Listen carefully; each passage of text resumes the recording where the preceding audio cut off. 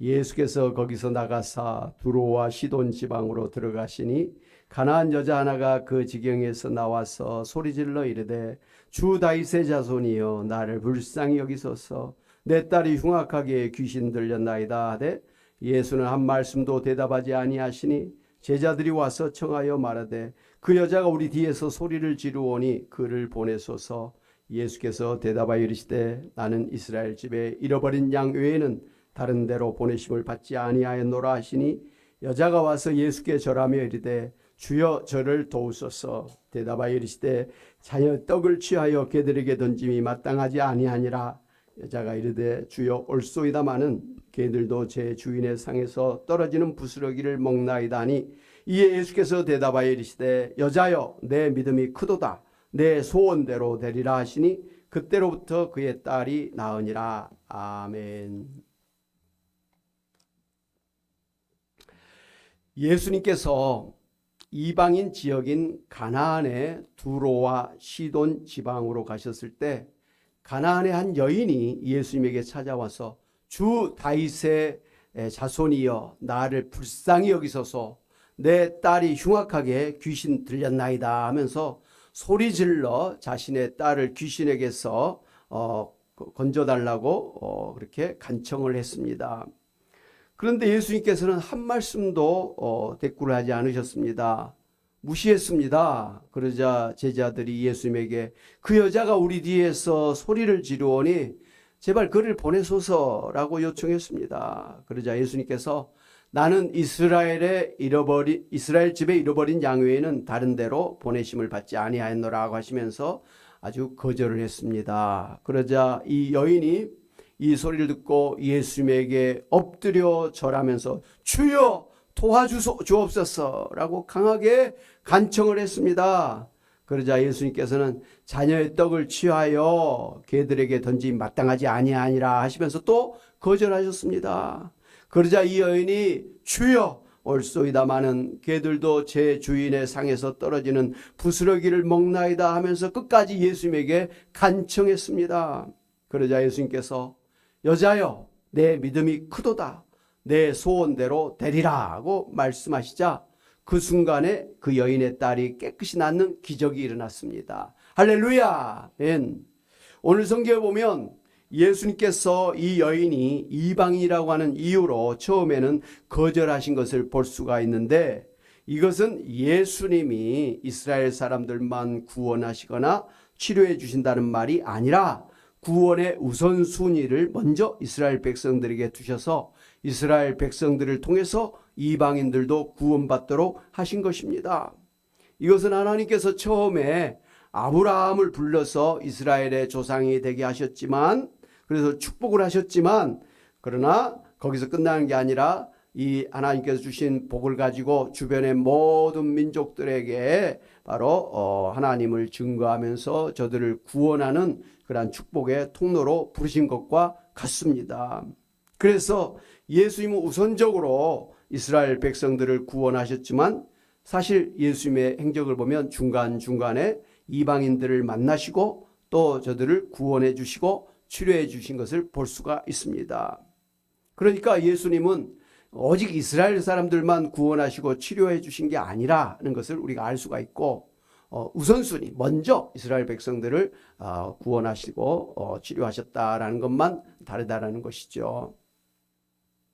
그리고 예수님께서 만난 사람들을 대하시는 방법을 보면 그냥 처음부터 바로 그냥 치료해 주시고 그냥 바로 낫게 하시고 그렇게도 하셨습니다만은 그러나 예수님께서는 그들의 마음에 믿음을 심어주신 다음에 예수님을 고백하게 한 다음에 비로소 그렇게 또 치료해 주시고 귀신을 쫓아내 주시고 구원하신 것을 볼 수가 있습니다. 그냥 예수 믿지 않는데도 불구하고 그냥 병을 치료해 주고 귀신을 쫓아내 주시면 그거로 끝나더라 이거예요. 육신의 병은 고쳤지만 영의 그런 병은 고치지를 못하고 지옥 가는 사람으로 남게 되기 때문에 예수님께서는 그 사람의 병을 고쳐주기 전에 먼저 그들의 영혼을 구원해 주시기 위해서 예수님을 믿도록 그렇게 질문도 하고 또 이와 같이 오늘처럼 처음에 거절도 하시면서 이 여인이 예수님을 계속해서 믿도록 하신 것을 볼 수가 있습니다. 할렐루야. 예. 여러분 우리가 애들을 키울 때도 그냥 뭐 처음부터 덥석 다 달라는 거 주지 않지 않습니까? 예. 애들을 한참 말이죠. 소위 연단한 다음에 그렇게 한 다음에 저들이 원하는 것을 이렇게 손에 쥐어주지요. 하나님도 예수님도 우리에게 그냥 막 달라는 거 그냥 주시지는 않는 거예요. 왜? 중요한 것은 우리가 예수님을 구주로 믿고 예수님을 나의 하나님 믿고 그렇게 살아가도록 하기 위해서 먼저 우리에게 뭘 주시기 전에 먼저 신앙을 이와 같이 세워주신 것을 볼 수가 있습니다. 할렐루야.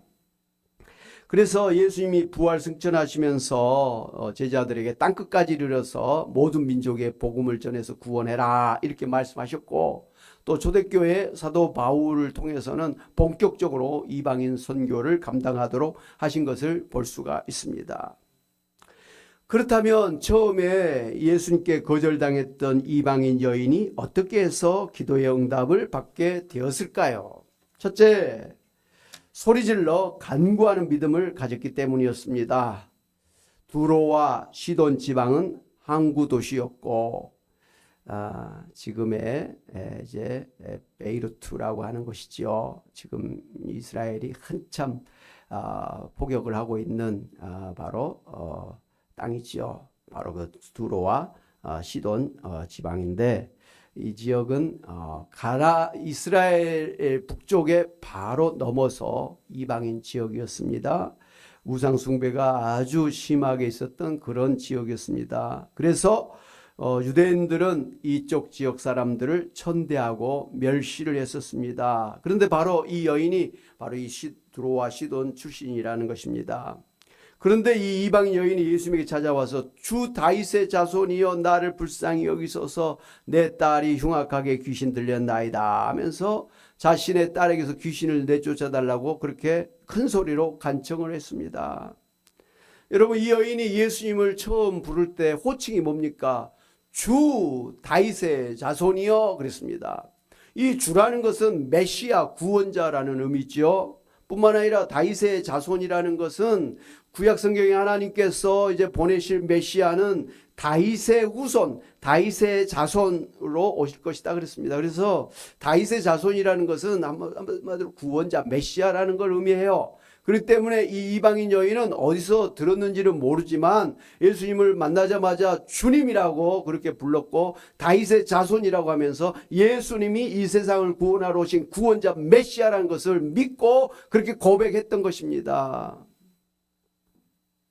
그래서 예수님이 귀신 들린 자신의 딸에게서 귀신을 쫓아내주실 분이라는 것을 믿었고, 그래서 만사를 제쳐놓고 그렇게 예수님에게 찾아와서 자신의 딸을 고쳐달라고 부르짖어 간청을 했던 것입니다. 그냥 했던 게 아니에요.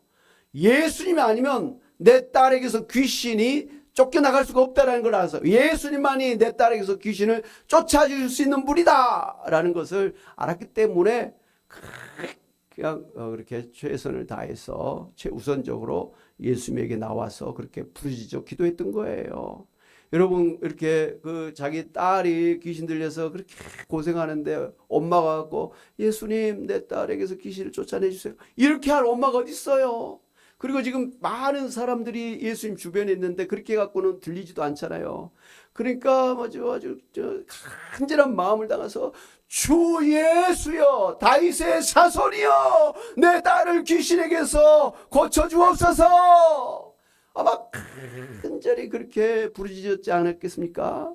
여러분, 어머니 입장에서도 자기의 딸에게서 이런 귀신을 쫓아내 주시기를 원한다면 예수님에게 그렇게 부르짖어 기도하지 않았겠습니까? 다윗은 시편 3장 4절에서 내가 나의 목소리로 여호와께 부르짖으니 그 성산에서 응답하신도다 그랬습니다. 다윗은 아들 압살롬에게 반란을 당해서 쫓겨 피신하는 이기 중에 다윗은 하나님 앞에 부르짖어 기도했습니다.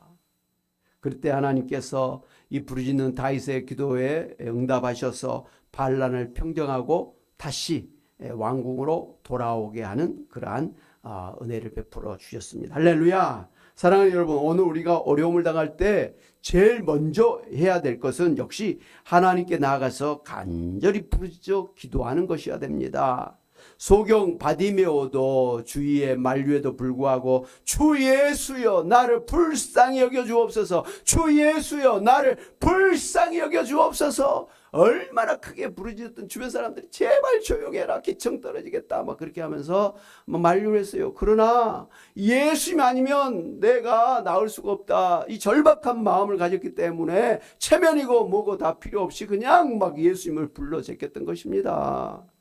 그랬더니 예수님께서 그 소리를 들으시고 돌아보시면서 그래 너의 소원이 무엇이야? 얘 내가 낫기를 바라나이다. 그래 나사라 하면서 그냥 그의 눈을 뜨게 해주셨습니다. 할렐루야. 부르짖어 기도하니까 예수님께서 돌아보시고 또 그렇게 응답해 주시더라라는 것입니다. 그러므로 우리가 살면서 이런 하나님의 기적을 체험하려고 한다면 기본적으로 예수님이 나의 구원자라고 하는 믿음을 가지고 주님 앞에 나가서 부르짖어 기도해야 됩니다.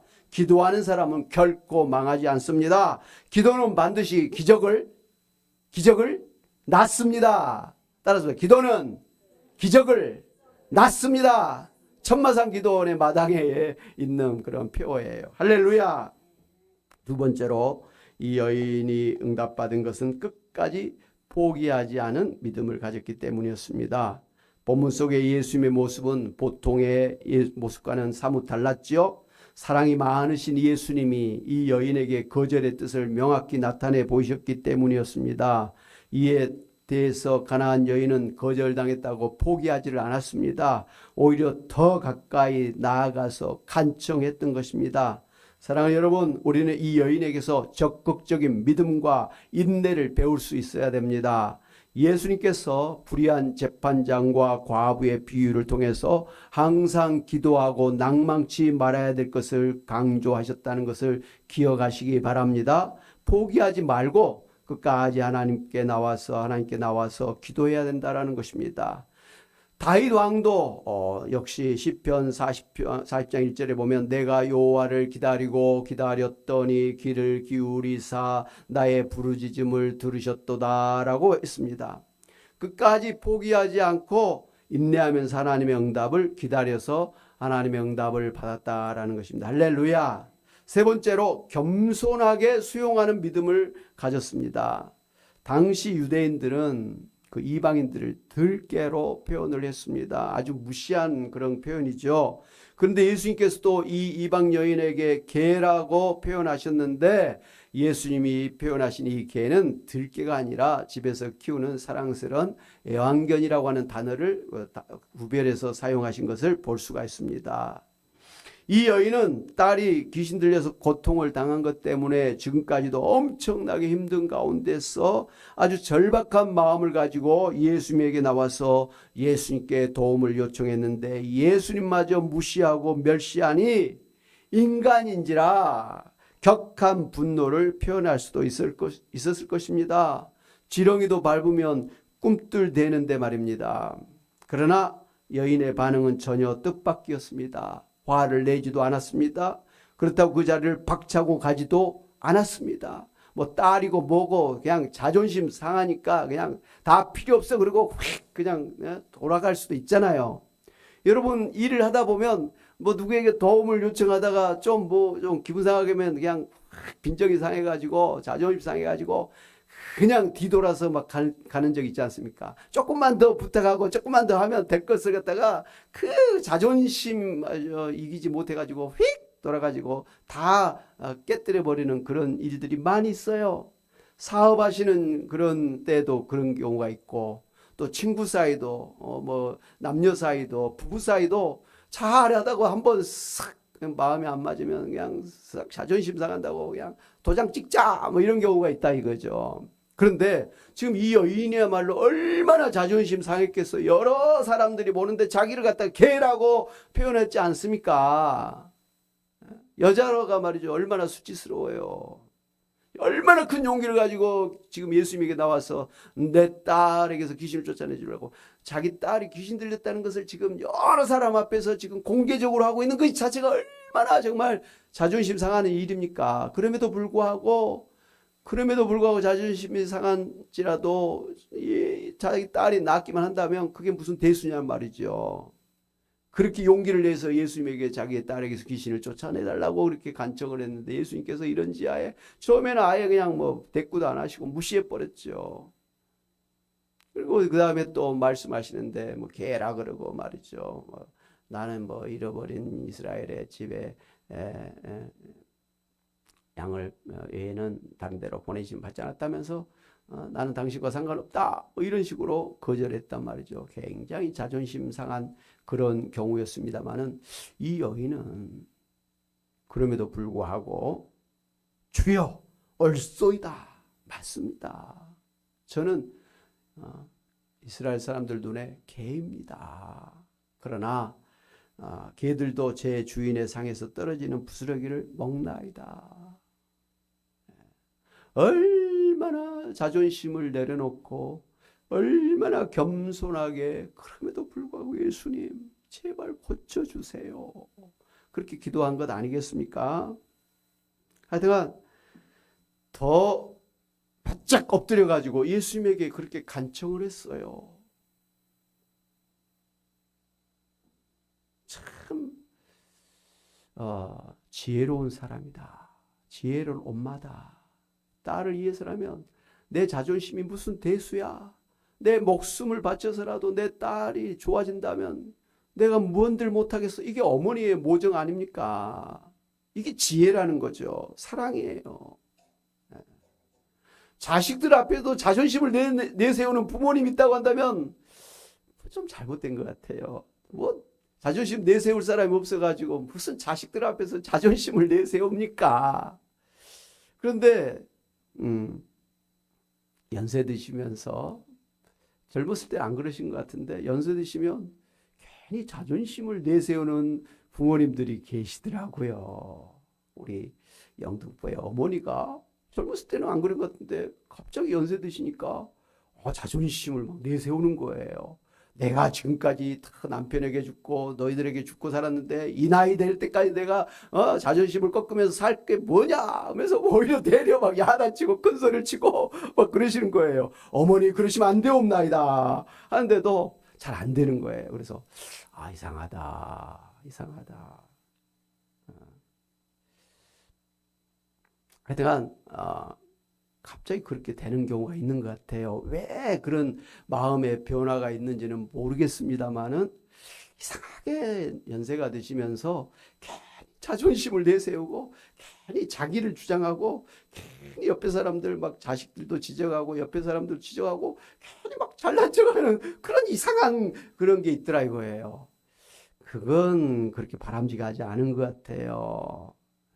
저 생각은 거꾸로 젊었을 때는 막 잘난 체하고 막 큰 소리 치고 야단치고 그랬을지라도 연세 드시면 그래 너희들 말이 맞지 그래 고맙다 그래 너희들이 하자는 대로 할게 뭐 그게 나는 맞을 것 같아요. 그렇다고 자식들이 부모님 뭐 그냥 못 살게 하려고 그런 건 아니잖아요.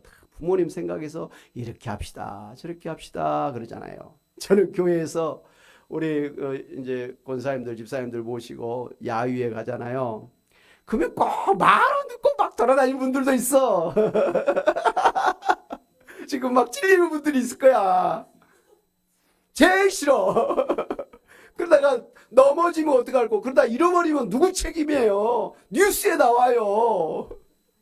그러니까 밖에 나갈 때는 그냥 내가 막 똑똑해도 내가 아직은 막 힘이 넘쳐나도 겸손하게 목사님이 이리 갑시다 그러면 이리 가고 저리 갑시다 하면 저리 가고 따라오시기를 바랍니다. 오늘 우리 소풍 가는데 제발 이탈하지 마시기를 바랍니다.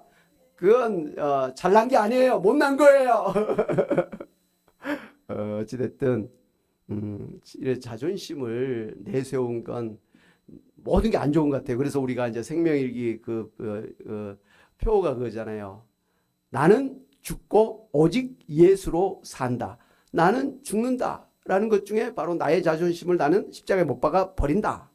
그래야만 하나님 앞에서 내가 구원받고 그리고 부부 사이도 자존심을 꺾어야 이 행복하게 마지막까지 사는 겁니다. 부모 자식 간에도 자존심을 꺾어야 그 자녀들과 좋은 관계를 끝까지 유지하는 것이죠. 예. 이 노년이 되면서 자식과의 관계가 안 좋아지는 부모님들은요, 다시 자신을 돌아봐야 되는 거예요. 더 좋아져야지. 그래야 노년에 자녀들에게 더 효도받고 더 공경을 받지요. 괜히 자존심 내세워서 자녀들이 나 엄마 싫어. 아이고 엄마 힘들어. 뭐 이렇게 갖고 멀어지면 누구 손해예요. 지혜롭지 않지요. 내 노년이 편하기 위해서라도 자존심을 내려놓으시기를 바랍니다.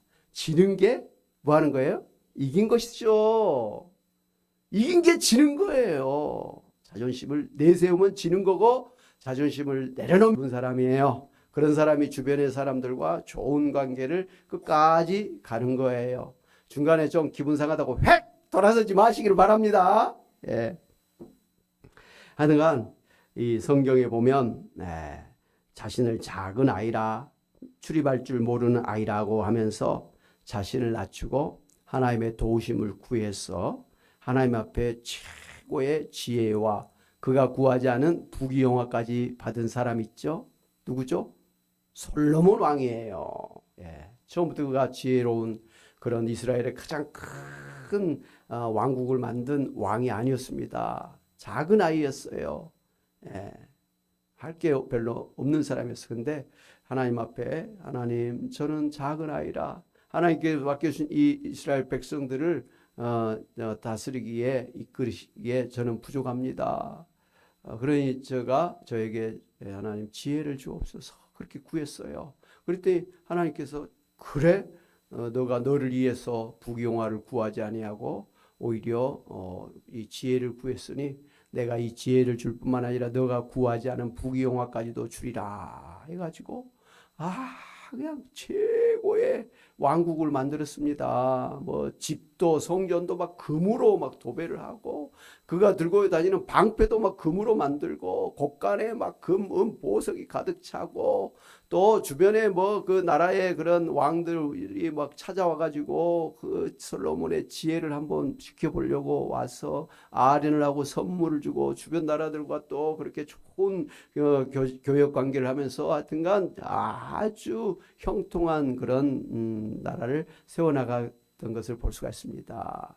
겸손해서 하나님이 아니면 저가 아무것도 할 수가 없습니다. 하나님이 도와주셔야만 은혜 주셔야만 저가 살겠습니다. 겸손하게 자기를 우리가 알 수가 있는 것이죠. 아멘. 예. 그 다윗은 시편 17절에 여호와여 같이 한번 봅시다. 시작. 여호와여 주는 겸손한 자의 소원을 들으셨사오니 그들의 마음을 준비하시며 귀를 기울여 들으시고 그랬습니다. 또 야고보는 야고보 4장 6절에 이렇게 고백합니다. 시작. 하나님이 교만한 자를 물리치시고 겸손한 자에게 은혜를 주신다고 했습니다. 그래서 중세 교부였던 어거스틴은 이렇게 말했습니다. 같이 한번 보겠습니다. 시작. 겸손한 마음은 은혜를 받는 그릇이다. 첫째도 겸손, 둘째도 겸손, 셋째도 겸손이라고 말했습니다. 어쨌든 하나님 앞에서 우리가 취해야 될 바른 자세는 겸손함이에요. 하나님은 이런 겸손한 사람을 통해서 역사를 하십니다. 그런데 이 겸손이라는 건 하나님 앞에서만이 아니에요. 우리가 살아보니까 사람들 사이에서도 교만한 사람이 제일 싫어. 많이 배우고 뭐 돈이 많고 아무리 잘났어도 교만한 것 같으면 사람들이 확 그냥 돌아서 버리죠. 싫어요. 그래 니가 잘났다 이래 버리죠. 그렇죠. 교만한 사람이 싫더라고요. 그럼 어떤 사람이 좋죠? 겸손한 사람이 좋더라고요. 좀 이뻐도 안 이쁜 척, 많이 가졌어도 갖지 않은 것처럼, 많이 배웠어도 안 배운 것처럼 말이죠. 잘났어도 잘나지 않은 척. 그렇게 하면 주변 사람들이 아주 편해요. 편해. 근데 괜히 잘난 척하고 가진 척하고 뭐 이렇게 많이 배운 척하고 뭐 이러면은 싫어요.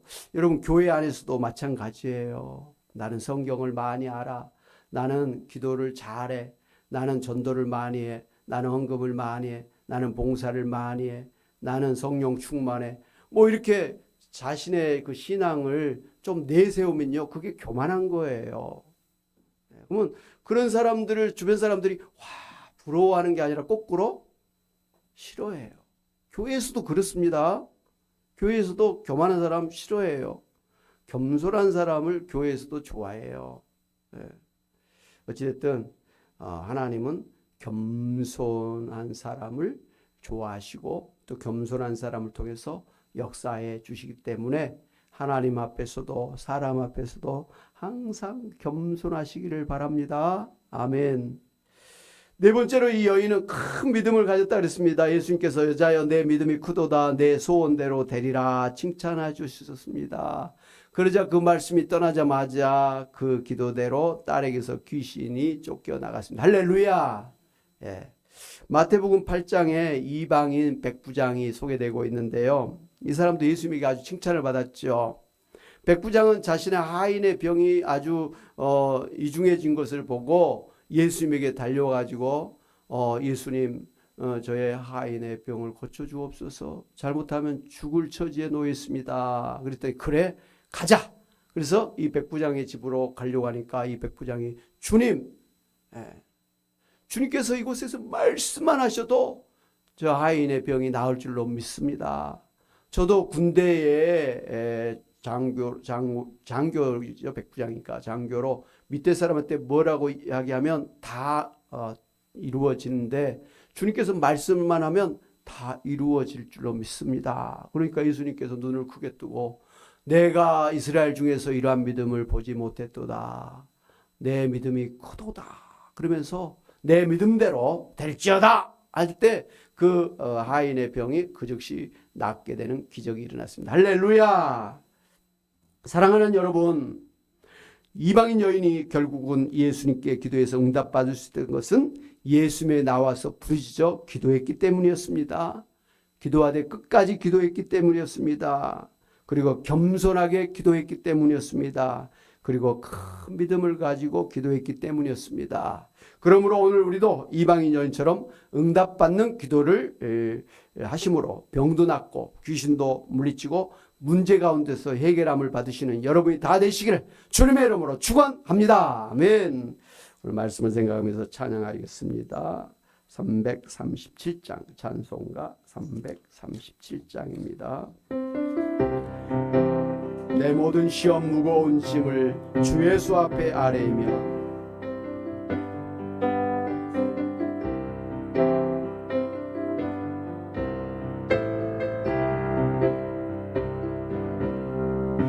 내 모든 시험 무거운 짐을 주 예수 앞에 아뢰이며 그 짐에 쌓인 날 돌아보사 내 근심 모두 맡으시네 무거운 짐을 나 홀로 지고 견디다 못해 쓰러질 때 불쌍히 여겨 구원해 주니 은혜의 주님 오직 예수 내 모든 괴로움 내 모든 괴로움 닥치는 환란 주 예수 앞에 아뢰이면 주께서 친히 날 구해주사 넓으신 사랑 넓으신 그렇습니다. 무거운 짐을 나 홀로 지고 견디다 못해 쓰러질 때 불쌍히 여겨 구원해 주니 은혜의 주님 오직 내 짐이 점점 무거워질 때 주 예수 앞에 아뢰이